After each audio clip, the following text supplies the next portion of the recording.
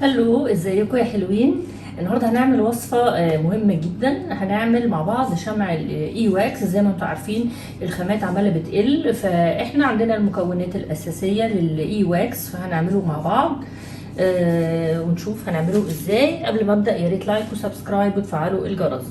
اول حاجه انا معايا 30 جرام من اللانت 16 اللي هو ستيل الكحول.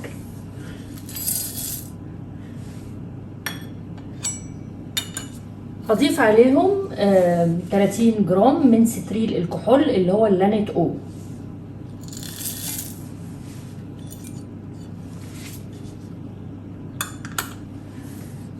و30 جرام من الايمالجين بي 2 اللي هو بيقولوا عليه سيارث 20.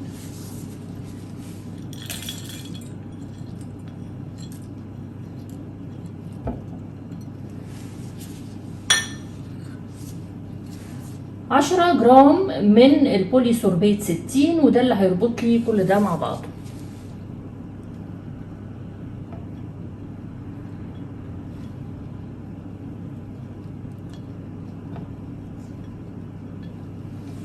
دلوقتي هاخدهم على حمام مائي على النار علشان يدوبوا ويندمجوا مع بعض.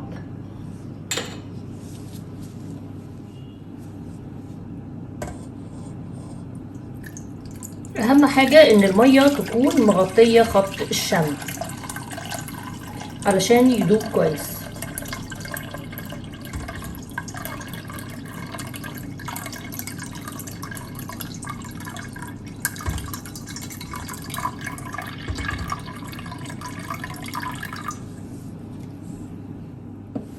اغطي البيكر بتاعي عشان لو المية عليت ما تخشش جوه الشمع بتاعي وتبوظهولي.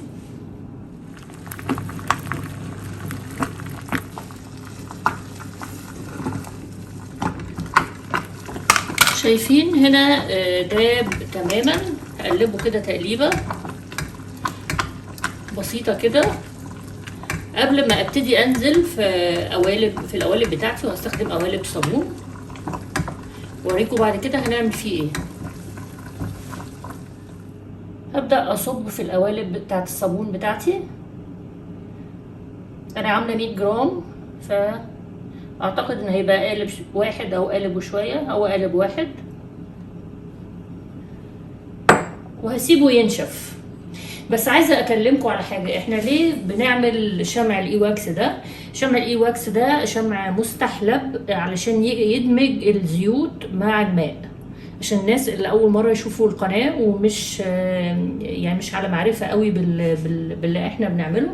احنا بنعمل الكريمات، والشمع ده اساسي في ان احنا ندمج الماء بالزيت. سيبه بقى ينشف تماما ونرجع لكم بعد ما ينشف نشوف هنعمل فيه ايه. خليكم معايا. هنا زي ما انتم شايفين بعد لما خلاص بقى برد تماما، بيتجمد كده بالمنظر ده. طلعه من القالب. شايفين ده شكله. دلوقتي هعمل فيه ايه؟ هبشره. كتير قوي بنشتري شمع وبيكون مبشور، يعني حتى اللانت 16 واللانت او اللي انا استخدمتهم كانوا مبشورين. جيب مبشره كده بس تكون نظيفه متعقمه طبعا، وهبتدي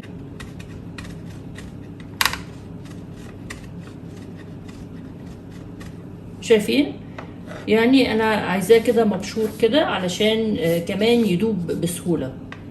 احنا طبعا ما عندناش القوالب اللي بيكون فيها الشمع اللي بيبقى صغير كده،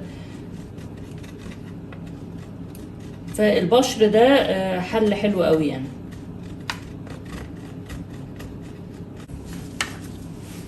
فاضل اخر فتفوته تتبشر.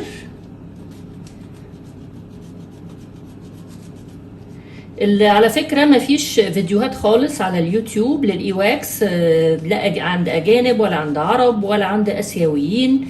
مفيش حد خالص فكر ان هو يعمله لليوتيوب، يعني الفيديو ده حصري.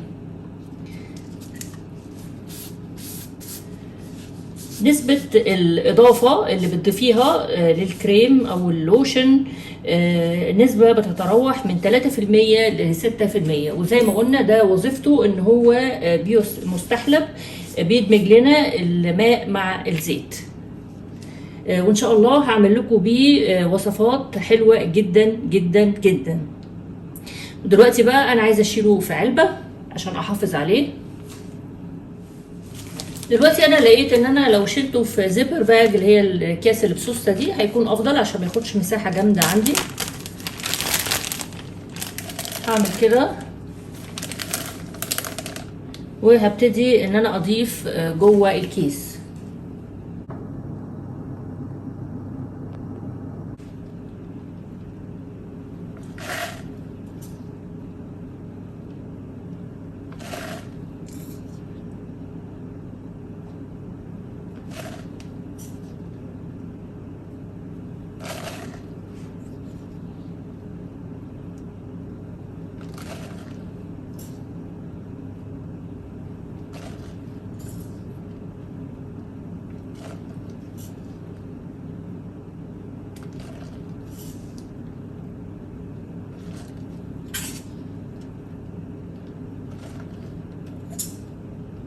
في كمان فيديو حلو قوي على القناة طريقة صنع شمع السيرابيلينا، جميل جدا جدا، وده شمع طبيعي 100%، بيدي افكت كده جل جميل قوي، معمول من شمع النحل والخل والجليسرين. يا ريت لو تخشوا تشوفوه هيعجبكم جدا.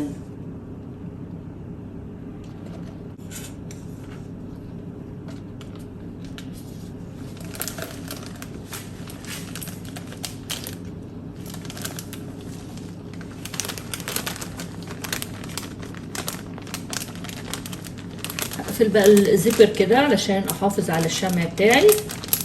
ودول 100 جرام بحالهم من الاي واكس بطريقه سهله، هعمل لكم بيهم وصفات حلوه جدا جدا جدا هتعجبكم قوي ان شاء الله. ما تنسوش مره تانية ان انتوا تعملوا سبسكرايب وتفعلوا الجرس، وعايزه لايكات كتير كتير كتير وكومنتات كتير كتير كتير وشيرز كتير كتير كتير، لان الشمع ده ناقص سوق خالص ومفيد جدا. خلوا الناس كمان تشوف الفيديو وتستفيد. ميرسي قوي على المشاهده.